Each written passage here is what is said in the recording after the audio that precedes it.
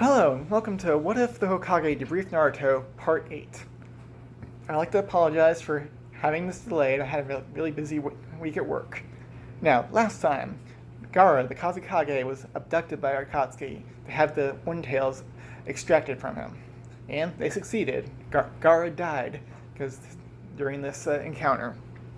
However, because they had Naruto, who is just at least partially familiar with seals, to use very all-encompassing low-level seal maker, with the exception of his one most important seal. And they're able to keep Guy's team in the fight. So Team Kakashi and Team Guy versus Deidara and Sasori, it's kind of a mixed match. Akatsuki are S-rank enemies, but with two, at least, I'm not sure, I think Kakashi and Guy are at least A, maybe even S-rank Jonin themselves, so the fight with the rest of their teams is in Konoha's favor. They win. And Naruto doesn't even have to pull out any of his new special tricks. And just like in canon, Lady Chiyo gives up her life to resurrect Gaara. And they go back to Konoha to report to the Hokage, which is Lady Tsunade. Now, here's something I forgot to mention. Well, it's not so much a retcon, it's just an oversight, is that Kabuto is still a spy in Konoha. There was no Sand Invasion, there was no Sannin round robin, with Kabuto, playing, his apprentice. So Kabuto's identity as a spy for Orochimaru is secure. So he's still in Konoha providing information. Now, unlike the original story where Kakashi had to use Kamehameha twice and was basically bedridden for a few weeks, he only had to use it once and had a pretty decent medical ninja as support. So after reporting Sasori's spy in Orochimaru's ranks to Tsunade, his team is again assigned to follow up the mission to contact this spy and find out what it knows. Now, Danzo in this iteration is not a hypocrite. He actually believes in supporting the Leaf, so he's goodish. And so he has, contacts Yamato and has him attached to this mission with Team 7.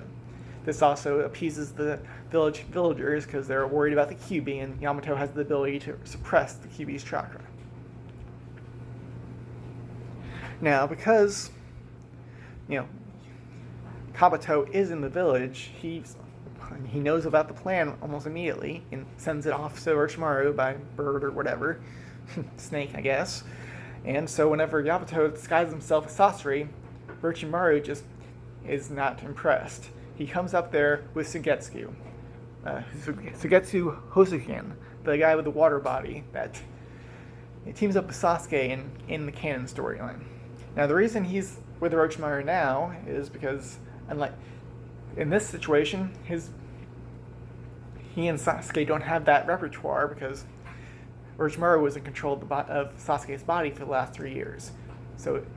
But they've got along, at least in the similar mindset as, Sugetsu wants to have the 7 swords of the mist, which Kisame of Akatsuki has one of those swords. So Orochimaru's animosity with Akatsuki lines up with Sugetsu.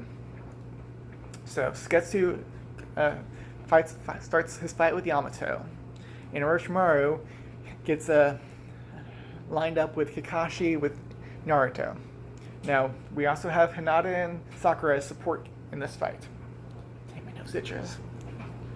Now, so even though that Naruto has a plan and makes shadow clones almost immediately, but during the fight, Orochimaru does what he does best. He talks, taunting Naruto about taking over Sasuke's body, about making his new body right now, which is just a clone of the Uchiha, and commenting about how Kakashi has his Mangekyou Sharingan that makes the Kamehameha, and how Orochimaru plans to successfully get his unlocked as well, revealing that the way for Sharingan to be unlocked is to kill your best friend. In this case, Orochimaru means Jiraiya. And all this does play with Naruto, and just like in canon, he snaps, gets angry, and turns four-tailed Kyuubi mode. Kyuubi mode. Now, meanwhile, Zangetsu was using the sword of Kasukahiya. I'm not pronouncing that right, but it's the sword that Sasuke used in the original story. That, of course, Sasuke is not part of the of Orochimaru's agents. So Zangetsu gets it because he is a swordsman, a very competent one at that. So he is actually doing quite well against Yamato, even though unknown to Yamato, the wood release would work well against Zangetsu's water body, but that would require him to actually get in there and absorb that water. Luckily for him, Hinata is on stage, and she's using her Byakugan to view the fight between Yamato and Zangetsu and sees how his water body works with a mixture of her medical ninja and medical knowledge and the fact that she is a Hyuga. So she has water affinity, at least had during the Chunin exam, so she's probably worked on that even further and uses that to use the Gentle Fist to use the 64 trigrams on Zangetsu, locking his chakra network down. Basically, between her water affinity and his water body, it's basically just a normal Hyuga versus a normal swordsman. And that effectively counters out their specialties.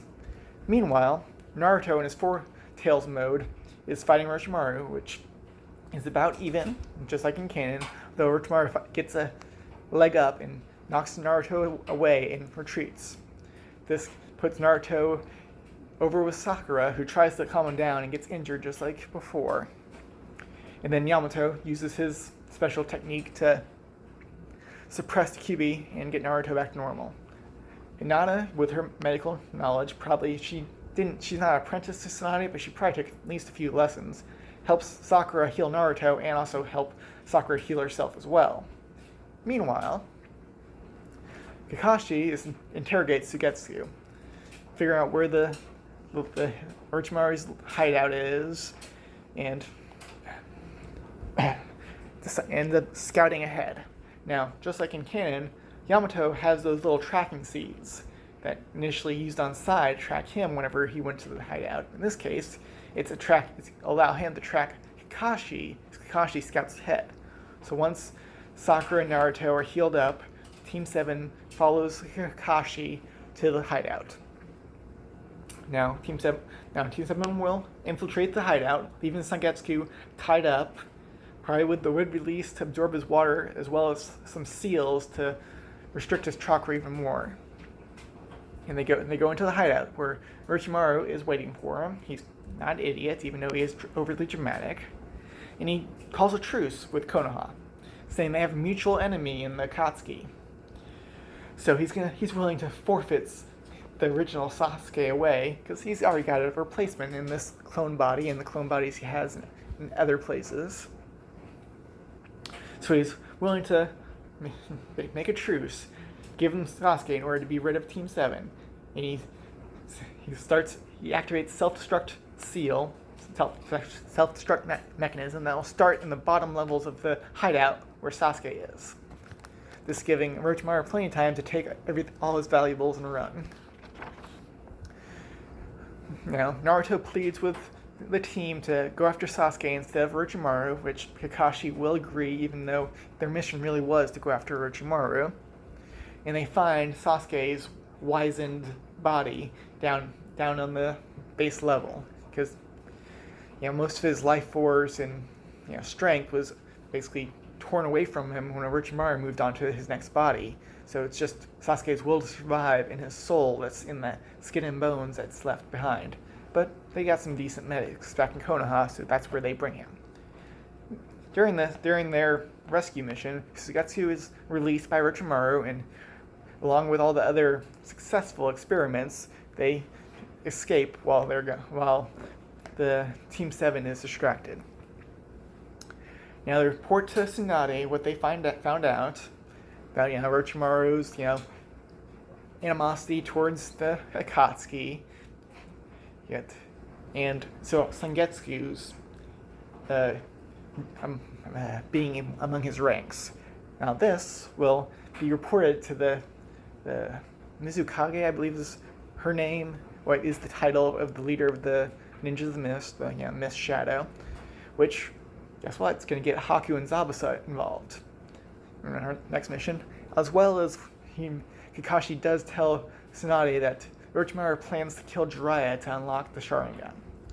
Yeah, that's where we're going to leave for now. Let me know what you think and suggest what Naruto and Haku are going to do in this next installment.